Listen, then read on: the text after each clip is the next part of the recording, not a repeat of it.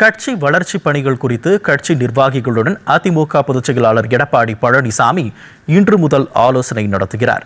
அதன்படி தஞ்சாவூர் மாவட்ட நிர்வாகிகளுடன் அவர் இன்று விரிவாக ஆலோசனை நடத்துகிறார்.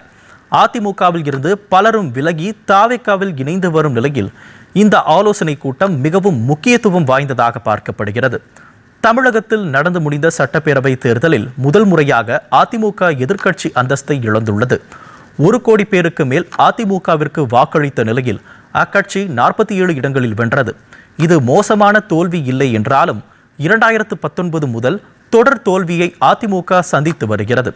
இதனால் கட்சியின் எதிர்காலம் குறித்து கேள்வி எழுந்துள்ள நிலையில் இதுவரை 6 எம்எல்ஏக்கள் ராஜினாமா செய்துவிட்டு தாவேக்காவில் இணைந்துள்ளனர்.